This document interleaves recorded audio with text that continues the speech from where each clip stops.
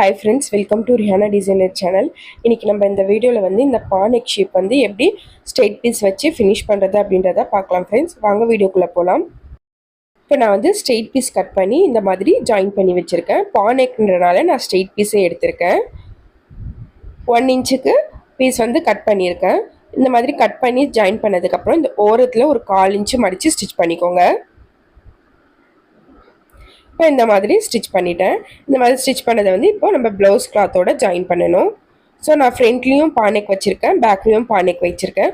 So அதை பீஸை வந்து அப்படியே ஜாயின் பண்ணிடலாம். சப்போஸ் ரவுண்ட் நெக் வச்சுருக்கீங்க ஃப்ரண்ட்டில் அப்படின்னா நம்ம ஸ்ட்ரெயிட் பீஸ் எடுத்துருக்கனால கொஞ்சம் ரவுண்ட் ஷேப் வர இடத்துல வந்து ப்ளீட்ஸ் மாதிரி வைங்க.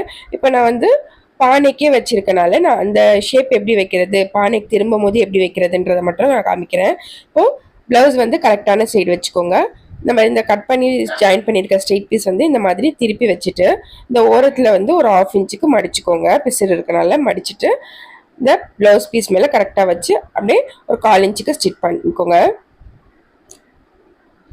இப்போ இந்த மாதிரி 1/4 இன்ச்சுக்கு ஸ்டிச் பண்ணிவிட்டு இப்போ நம்ம இந்த இடத்துல வந்து ஷேப் திரும்புது இல்லையா, ஸோ அந்த இடத்துல எப்படி நம்ம துணியை வந்து திருப்புறதுன்னு பார்க்கலாம். ஸோ கரெக்டாக நம்மளுக்கு டேர்னிங் வர இடத்துல நம்ம ஃபிங்கரை கிராஸ் பீஸ் மேலே இந்த மாதிரி வச்சுட்டு நம்ம கிளாத்தை வந்து கரெக்டாக ஸ்ட்ரெயிட்டாக நம்ம ப்ளவுஸ் பீஸ்க்கு ஈக்குவலாக திருப்பணும் அப்படின்னா நம்மளுக்கு இந்த இடத்துல ஒரு மடிப்பு மாதிரி வருது இல்லையா, ஸோ அதை வந்து அப்படியே நம்ம மடித்து வச்சுக்கணும்.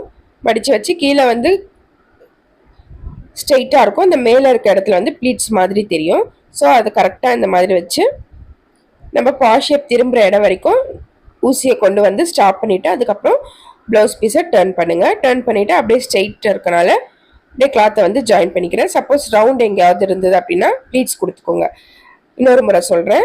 இந்த ஷேப் திரும்புகிற இடத்துல ஃபிங்கர் இந்த மாதிரி வச்சுக்கோங்க, கார்னரில் வச்சுக்கிட்டு நம்ம கிராஸ் பீஸை வந்து இந்த மாதிரி திருப்பணும். திருப்பினா நம்மளுக்கு ஆட்டோமேட்டிக்காக இந்த திரும்புகிற இடத்துல வந்து ப்ளீட்ஸ் மாதிரி வீழும். அதை வந்து அப்படியே மடிச்சுக்கோங்க. மடிச்சுட்டு இந்த மாதிரி ஸ்டிச் பண்ணிவிட்டு ஊசியை வந்து கரெக்டாக நம்ம ப்ளவுஸ் வந்து திருப்பி ஷேப் திரும்பும் இல்லையா அந்த இடத்துல ஸ்டாப் பண்ணிவிட்டு அதுக்கப்புறம் திருப்பியும் ஸ்ட்ரெயிட்டாக ஸ்டிச் பண்ணிக்கோங்க. இதுலேயும் கரெக்டாக பார்த்துக்கோங்க. ஃபிங்கர் வச்சு நான் கிராஸ் பீஸை திருப்பினா நம்மளுக்கு ஆட்டோமேட்டிக்காக ப்ளீட்ஸ் மாதிரி கிடச்சிரும். இந்த ஸ்டிச் பண்ணும்போது இந்த பானெக் வந்து கரெக்டாக வர மாதிரி இந்த ஷார்ப்னஸ் வர மாதிரி ஊசியை வச்சுட்டு இந்த மாதிரி திருப்புங்க. ஊசியை தூக்கிட்டு திருப்பிங்க அப்படின்னா ஷார்ப்னஸ் வராது.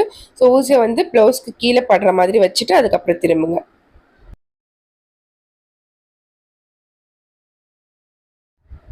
இப்போ இந்த மாதிரி நம்ம இந்த ஸ்ட்ரெயிட் பீஸை வந்து ப்ளவுஸ் கிளாத்தோட ஜாயின் பண்ணியாச்சு.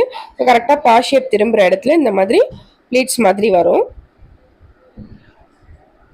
இப்போ இந்த வந்து நம்ம ப்ளவுஸ் பீஸோட மேல் பகுதி வச்சுருக்கோம், அதை வந்து பேக் சைடு திருப்பணும். ஸோ ஈஸியாக திரும்புறதுக்கு நமக்கு அந்த ஷேப் மாதிரி இருக்கு இல்லையா, ஸோ அந்த கார்னர் கிட்டலாம் ஒரு கட் கொடுத்துக்கலாம். அப்போ நம்மளுக்கு ஈஸியாக பேக் சைடு திருப்பணும், சுருக்கம் எதுவும் இல்லாமல். இப்போ இந்த ஃப்ரண்ட் சைடு இருக்க இந்த கிளாத்தை வந்து பேக் சைடு திருப்பணும். பேக் சைடு திருப்புறதுக்கு ஃபஸ்ட்டு படிமான தையல் போட்டுக்கலாம். இந்த மாதிரி ஸ்ட்ரெயிட்டாக வச்சுட்டு நம்ம எக்ஸ்ட்ரா இந்த லைனிங் கிளாத் கொடுத்துருக்கோம் இல்லையா, ஸோ அது மேலே அப்படியே ஓரத்தில் ஒரு படிமான தையல் போட்டுக்கலாம்.